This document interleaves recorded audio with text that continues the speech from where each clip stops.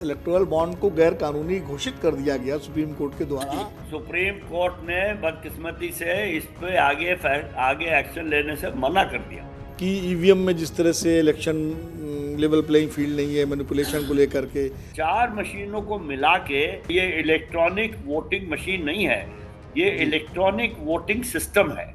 जो सरकारी खजाने को लुटाने की जो एक होड़ मच गई है, इसको कैसे देखते हैं? लोकतंत्र के लिए ठीक है या ठीक नहीं है? मुझे सवाल का जवाब देने में भी शर्म आती है कि जो पैसा दिया जा रहा है वो कहाँ से आ रहा है।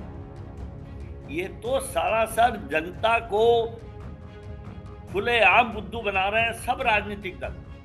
नमस्कार, अमरउजाला.com के मेरे कार्यक्रम खरी बात में आपका स्वागत है।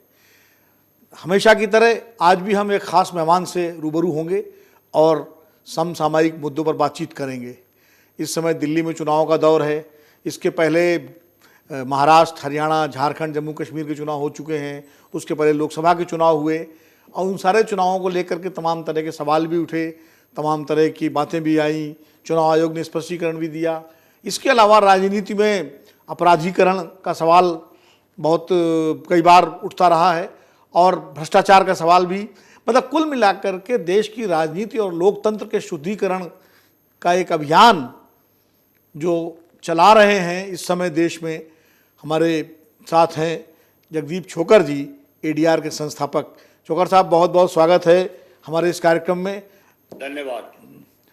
छोकर साहब, सबसे पहले तो मुझे ये बताइए कि आपने जो बीड़ा उठाया है कि देश की राजनीति के शुद्धिकरण का, लोकतंत्र के में जो लोकतांत्रिक मूल्य हैं उनको मजबूत करने का, राजनीति को अपराधीकरण से मुक्त करने का, इसकी प्रेरणा आपको कैसे मिली?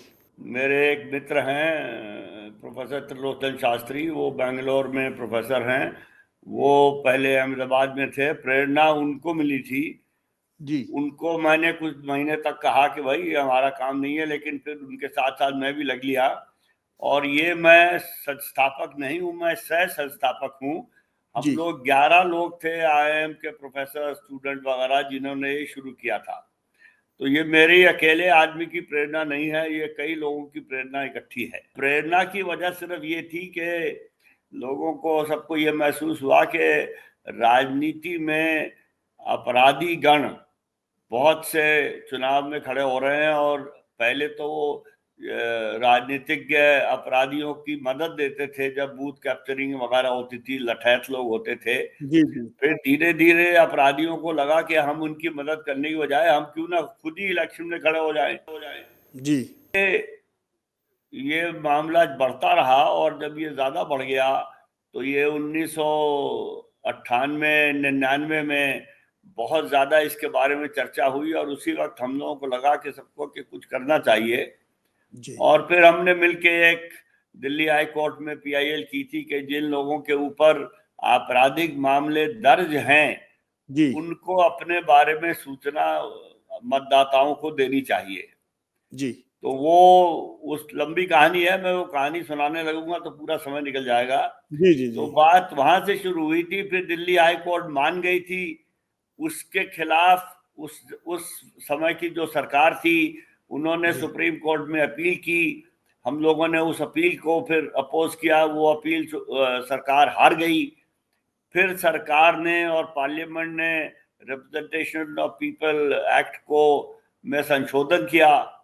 हमने उस संशोधन को सुप्रीम कोर्ट में चैलेंज किया और सुप्रीम कोर्ट ने कहा कि वो संशोधन गैर असंवैधानिक है।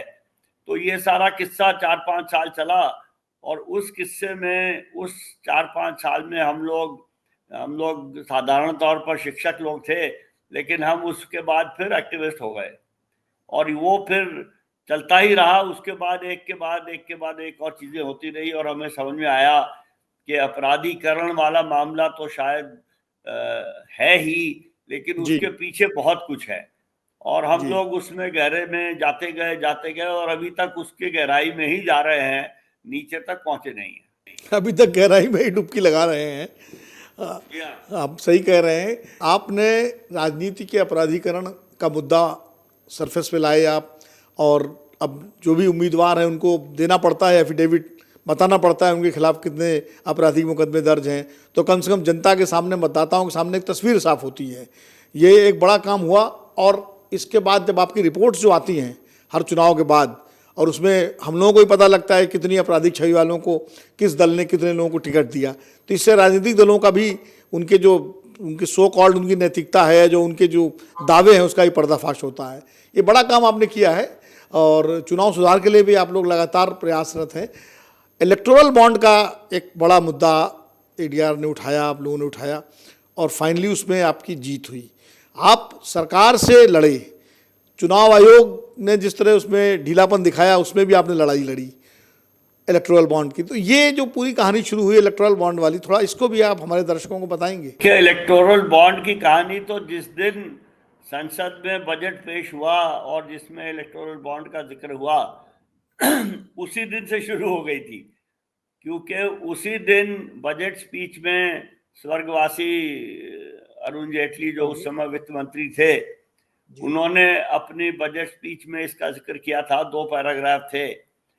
लेकिन उसी शाम को एक उनका मीडिया इंटरैक्शन हुआ बजट पे, तो उन्होंने उस मीडिया इंटरैक्शन में कहा कि electoral bonds will be in the nature of bearer bonds, the identity of the donor will be anonymous.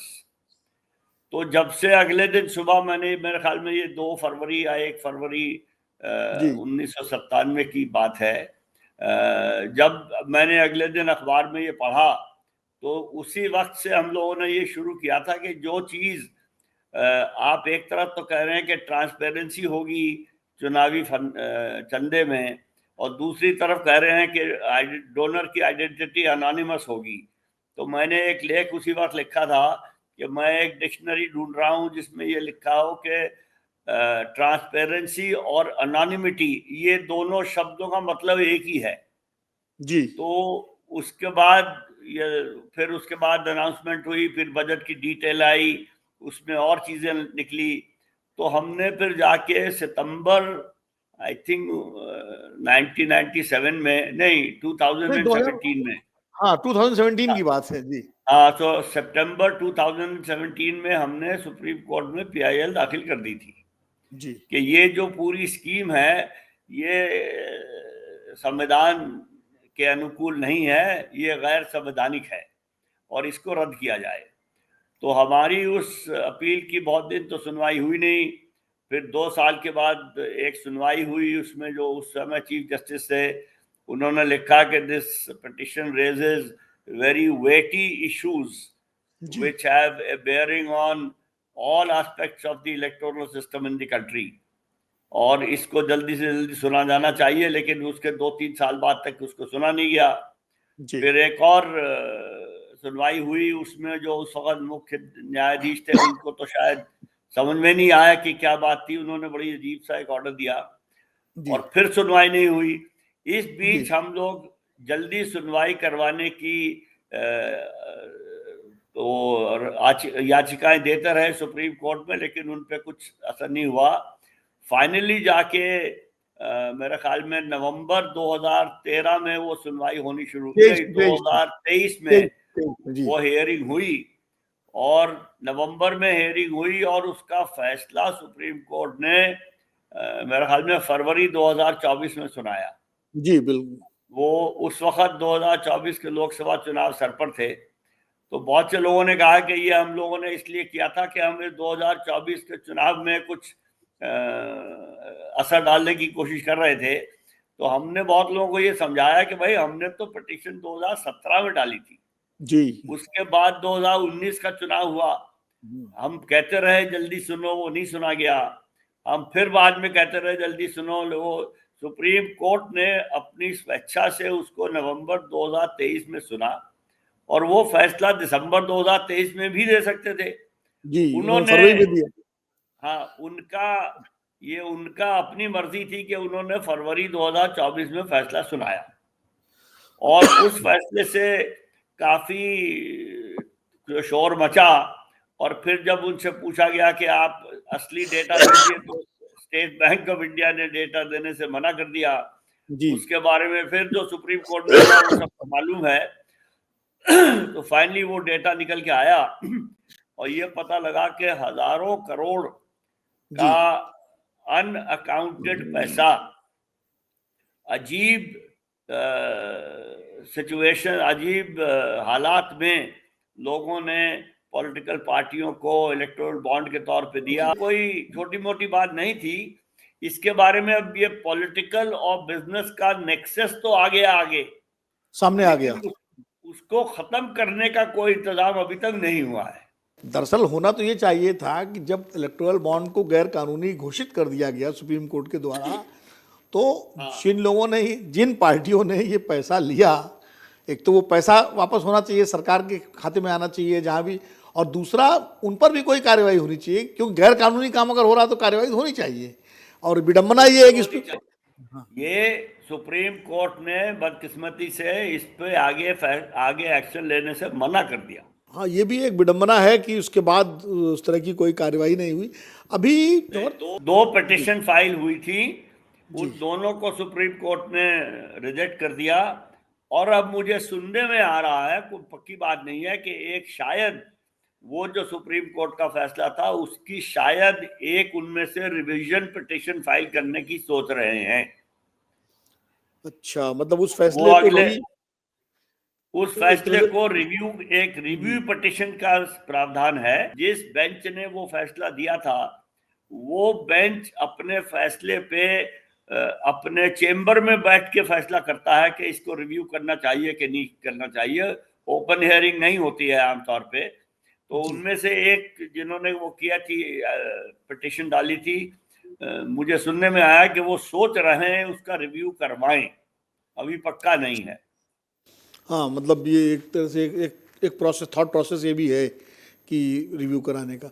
एक और मुद्दा शौकत साहब काफ़ी चर्चा में है, वो ईवीएम को लेकर के है कि ईवीएम में जिस तरह से इलेक्शन लेवल प्लेइंग फील्ड नहीं है, मैनिपुलेशन को लेकर के, इस पे भी आप लोगों ने कुछ इंटरवेंशन किया है क्या इस मुद्दे पे? जी हाँ, हमने इस पे भी किया है। वैसे तो ऐसी बहुत कम चीजें हैं जिन पे हमने कुछ नहीं किया। जब 2024 का इलेक्शन आया, उससे पहले हमने पिटीशन डाली कि भाई हमने ये पिटीशन पहले से डाली हुई है, इस पे कोई सुनवाई नहीं हुई, हमें ये खतरा है कि यही बात 2024 में ना हो, और इसलिए कम से कम जो फॉर्म 17C है उसको पब्लिक करने का आदेश तो सुप्रीम कोर्ट को, चुनाव आयोग को दे देना चाहिए। तो सुप्रीम कोर्ट ने कहा कि ये अब एक, उसमें 3-4 प्रेयर थी, उन्होंने कहा एक प्रेयर तो हम नहीं देख सकते, पूरी देखेंगे, लेकिन अब ये छुट्टियों के बाद उसको जल्दी सुन लेंगे। छुट्टियां खत्म हुए तो बहुत दिन हो गए, तो वो सुनी नहीं गई। लेकिन फिर 2024 के इलेक्शन में हमने चुनाव आयोग की वेबसाइट से डेटा लिया, जी, सिर्फ ईवीएम की वोट का, पोस्टल वोट का नहीं लिया, सिर्फ ईवीएम की वोट, जो इलेक्शन कमीशन की वेबसाइट में लिखा है कि इतने वोट डले ईवीएम में और इतने वोट गिने गए ईवीएम में। जी, हमने उनको कंपेयर किया तो ये पाया कि 543 टोटल कॉन्स्टिट्यूएंसी हैं।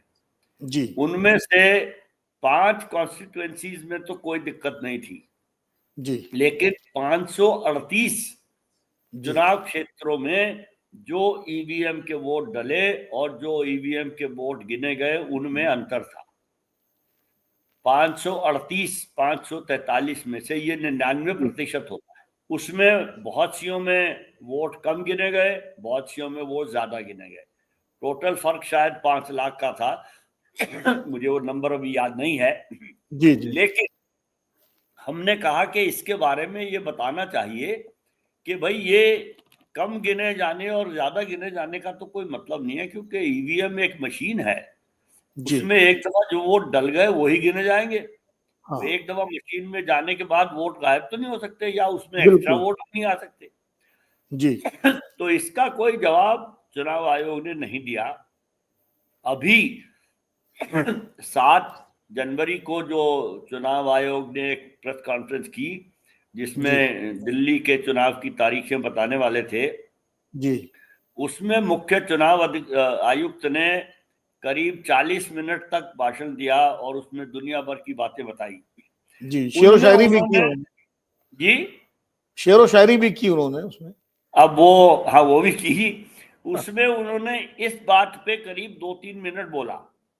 उसमें उन्होंने ये कहा कि कभी कभी कोई मशीन ऑन होने में कोई दिक्कत हो जाती है, या किसी मशीन में से मॉक पोल का डेटा नहीं निकाला जाता, तो जी जो ऐसी चीजें होती हैं उन मशीनों को एक तरफ रख दिया जाता है और बाकी मशीनों की गिनती होती है। और ये उनका कहना था, उसकी रिकॉर्डिंग अवेलेबल है, आप भी देख सकते हैं जी कि अगर कहीं वोट कम गिने जाएं तो ये देखा जाता है जो हारने जीतने का अंतर है वो जो वोट नहीं गिने गए उनसे कम है कि ज्यादा है। अगर वो उनसे ज्यादा है तो उन वोटों को छोड़ दिया जाता है। हम्म और इस वजह से उन्होंने कहा 1, 2, 3, 4 जगह 10 लाख मशीनों में से ये हो सकता है और इस वजह से ये होता है। ईवीएम के बारे में भी बहुत सी धारणाएं हैं और बहुत सी धारणाएं फैलाई जाती है। जी ईवीएम पहले एक चीज होती थी, इलेक्ट्रॉनिक वोटिंग मशीन। जी एक, वो कहते थे ये सेल्फ, वो है, क्या कहते हैं, स्टैंड अलोन मशीन है। जी लेकिन उसके साथ हमेशा से एक दूसरी मशीन थी, कंट्रोल यूनिट। Control unit. अब उसके साथ तीसरी मशीन जुड़ गई है जिसका नाम है वीवीपैट। वीवीपैट। जी वीवीपैट के साथ चौथी मशीन जुड़ गई है जिसका नाम है सिंबल लोडिंग यूनिट। तो ये अच्छा 4 मशीनें हैं। 4 मशीनों को मिला के मैं जो समझता हूं और जो मैं लिखता भी हूं कभी कभी, कि ये इलेक्ट्रॉनिक वोटिंग मशीन नहीं है, ये जी इलेक्ट्रॉनिक वोटिंग सिस्टम है। जी चुनाव आयोग पारदर्शी तभी होगा जब चुनाव आयुक्तों की नियुक्ति का तरीका ठीक होगा। उसके बारे में भी हमने सुप्रीम कोर्ट में पिटीशन किया था। सुप्रीम कोर्ट ने एक फैसला दिया और संसद को कहा कानून बनाओ, और जब तक कानून नहीं बनेगा तब तक ऐसे होना चाहिए। संसद ने कानून बनाया, लेकिन जो जी फैसले में सजेशन दिया था उसके उलट बनाया। अब हम उसको लेके फिर से सुप्रीम कोर्ट में हैं, उसकी सुनवाई होने की उम्मीद है, अब देखें क्या होता है। तो ये बहुत सी पेचीदगियां हैं इसमें, और जगह जगह हर स्टेज पे काम करना पड़ता है। कर रहे हैं, लेकिन वो जल्दी से नहीं हो रहा है। अब देखें कब तक होगा, कब तक नहीं होगा। चुनाव आयोग की जो ट्रांसपेरेंसी होनी चाहिए, क्योंकि चुनाव निष्पक्ष हो और निष्पक्ष दिखे भी, दोनों चीज़ें होनी चाहिए। उसमें कहीं ना कहीं जब उस तरह की बातें आती हैं कि चुनाव आयोग सही जवाब नहीं देता, तो एक जनता के मन में संदेह और भ्रम पैदा होता है, जो कि दूर किया जाना चाहिए। और आप बराबर न्यायपालिका में भी जा रहे हैं। लेकिन ये बताइए, जब आप इतना पूरा प्रयास करके एक तरह से कर रहे हैं आप लोग, तो आपको तमाम तरह के प्रलोभन या धमकियां भी तो सिस्टम की तरफ से मिलती होंगी। कभी ऐसा हुआ? देखिए, जब हमने काम शुरू किया था 1999 में, तब हम सब लोग गुजरात में ही थे, अहमदाबाद में पढ़ाते थे।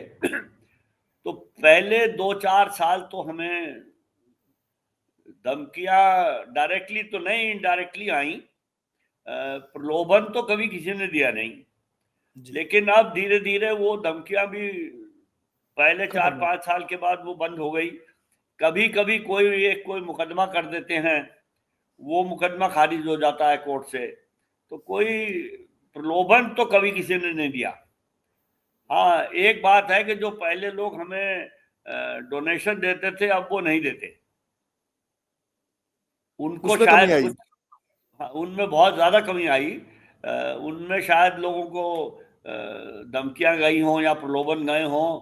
या पहले दबाव? लोग हमें पहले हम लोगों को लोग काफी दिल खोल के अच्छा सा चंदा देते थे, अब कोई नहीं देता है, बहुत बिल्कुल ही बंद हो गया है। तो आप क्राउड फंडिंग की तरफ नहीं जाएंगे? क्राउड फंडिंग की तरफ गए हुए हैं सर, 2-3 साल से गए हुए हैं, लेकिन क्राउड फंडिंग में उतना पैसा नहीं आ पाता जितने की जरूरत होती है। दूसरा ये है कि आपने चूंकि इतने लंबे समय से 1999 से काम कर रहे हैं, तो 20 साल से भी ज्यादा, करीब करीब 25 साल होने को आए हैं। 25 हो गए। तो अपराधीकरण के मामले में किस राजनीतिक पार्टी का इतिहास सबसे ज्यादा खराब है? राजनीतिक दलों में एक तो आंतरिक लोकतंत्र नहीं है, जी और दूसरे वित्तीय पारदर्शिता नहीं है। अब आप ये सोचिए कि हम सब लोग, आप भी और मैं भी और सब लोग, बड़े बड़े गर्व से कहते हैं कि हम एक बहुत अच्छा लोकतंत्र हैं। जी अब लोकतंत्र के हमारे पास एक लोकतंत्र तो है, जैसे छत हमारी लोकतांत्रिक है, जी लेकिन उसके नीचे जो स्तंभ हैं वो तो राजनीतिक दल हैं। वो जी अपने आप को कहते हैं कि हम लोकतंत्र के स्तंभ हैं। अगर सारे का सारे स्तंभ अलोकतांत्रिक हैं, गैर लोकतांत्रिक हैं, तो उनके ऊपर लोकतंत्र कैसे हो जाएगा? बिल्कुल ठीक ये बात है। हमारे देश की सबसे बड़ी कमजोरी इस लोकतांत्रिक प्रक्रिया में जो है कि हमारे देश में कोई भी राजनीतिक दल आंतरिक रूप से लोकतांत्रिक नहीं है। तो इसकी वजह से जब चुनाव के लिए जो उम्मीदवार लोग बनते हैं वो दल उनको चुनते हैं। हाँ दल ये देख के नहीं चुनते कि किसने इस क्षेत्र में अच्छा काम किया है, वो तो विजिबिलिटी दल ये देखते देख हैं। के चुनते हैं कि ये जिताऊ उम्मीदवार है कि नहीं। हाँ और जिताऊ उम्मीदवार की डेफिनेशन तो अभी तक किसी को पता नहीं है, लेकिन कभी कभी वो बहुत पैसे वाला होता है, कभी जी कभी वो बाहुबली होता है, बाहुबली। कभी कभी वो किसी खास जाति और धर्म का होता है। इस तरह की चीजें होती हैं।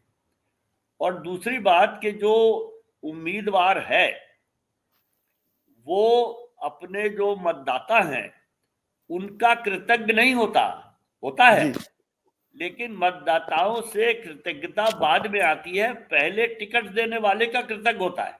जी क्योंकि अगर टिकट देने वाला टिकट ना दे तो मतदाता क्या करेंगे? तो हमारे जो चुने हुए उम्मीदवार हैं वो अपने मतदाताओं के प्रति उत्तरदायी नहीं है, वो टिकट देने वाले के प्रति उत्तरदायी है। अच्छा, ये एक अभी एक नई बहस शुरू हुई है देश में, एक वन नेशन वन इलेक्शन, एक देश एक चुनाव।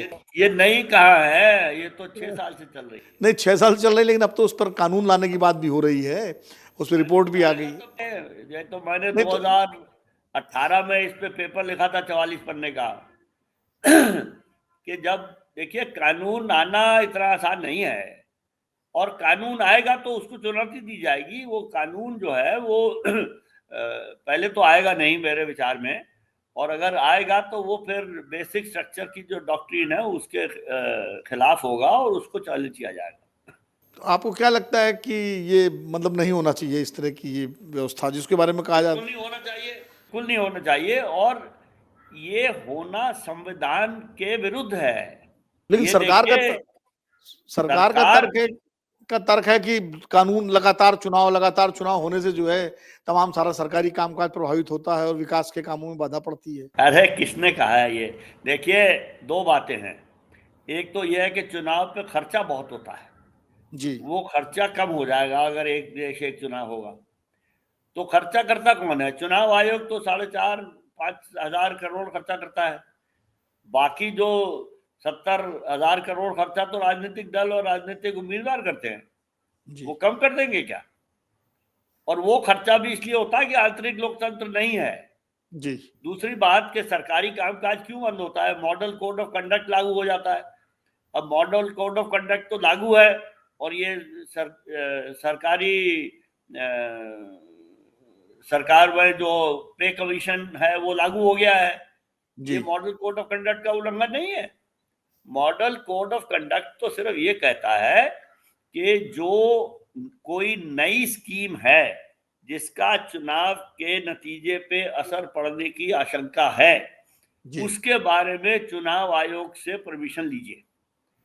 पुराने जो काम डेवलपमेंट के काम चल रहे हैं वो रुकने के लिए तो कोई नहीं कहता मॉडल कोड ऑफ कंडक्ट में। जी तो ये दोनों बातें गलत हैं। और दूसरी बात, वो जो मैं कह रहा था कि पैसा बचेगा, एक उसमें ये सवाल पैदा होता है कि क्या हम चाहते हैं कि हमारा लोकतंत्र सस्ते से सस्ता हो, या हम ये चाहते हैं कि हमारा लोकतंत्र अच्छे से अच्छा हो? अगर हमें सस्ते से सस्ता लोकतंत्र चाहिए तो चुनाव की जरूरत नहीं है, तो लोकतंत्र ही तो चल रहा है, चलने दीजिए, चुनाव मत करवाइए। लोकतंत्र के ऊपर और चुनाव के ऊपर एक पैसे की कीमत लगाना मेरे ख्याल में बहुत ही अफसोस की बात है। मुझे इसको सुन के बहुत मैं क्या बताऊं, मुझे बहुत दुख होता है। ये जो इस समय एक होड़ मची हुई है राजनीतिक दलों में फ्रीबीज की, मतलब तमाम घोषणा पत्रों में महिलाओं को 2100 रुपये, 2500 रुपये, कहीं लाडली बहना योजना, कहीं लड़की बहना योजना, या फलाने नौजवानों को 5000 रुपये महीने, 8000 रुपये महीने, किसानों को, मतलब जो सरकारी खजाने को लुटाने की जो एक होड़ मच गई है, इसको कैसे देखते हैं? लोकतंत्र के लिए ठीक है या ठीक नहीं है? मुझे सवाल का जवाब देने में भी शर्म आती है कि जो पैसा दिया जा रहा है वो कहां से आ रहा है। ये तो सरासर जनता को खुलेआम बुद्धू बना रहे हैं सब राजनीतिक दल। के राजनीतिक दलों के पास, राजनीतिक दल सरकारों के पास पैसा कहां से आता है? टैक्स पेयर से। जो और टैक्स पेयर कौन है? जनता। टैक्स जनता में एक ये भी गलत फहमी फैलाई जाती है कि सिर्फ 3% लोग या पता नहीं कितने प्रतिशत टैक्स देते हैं, लेकिन जो ये जीएसटी जैसी चीजें हैं, जी जी। एक भिखारी जो दिन में 10 रुपए की भीख उसको मिलती है और वो शाम को एक ढाबे पे जाके 10 रुपए की रोटी खाता है, उसमें से जो ढाबे वाला है वो जीएसटी दे रहा है और बिल्कुल वो जीएसटी का एक हिस्सा उस भिखारी से ले रहा है। तो एक भिखारी भी टैक्स दे रहा है इस देश में, बिल्कुल। और उस टैक्स के पैसे को लोग कहते हैं ये हम आपको फ्री में दे रहे हैं बिजली पानी और फलाना डिब्बा। ये बिजली पानी कोई आसमान से गिर रहा है, और ये 2,500 रुपए जो किसी को दे दिया, ये कहां से आ रहा है? जनता से आ रहा है। जनता को बिल्कुल सरासर बुद्धू बनाया जा रहा है, और मैं बड़े अफसोस के साथ कहता हूं कि हम लोग जनता इसमें फंसते हैं। आप सही कह रहे हैं कि ये जनता का ही पैसा है, और जो पैसा जनता को सशक्त करने पर लगना चाहिए, जनता को आत्मनिर्भर बनाने पर लगना चाहिए, वो उसको रेवड़ी की तरह दे करके, एक तरह से प्रलोभन दे करके उसको बुद्धू बनाने की बात हो रही है।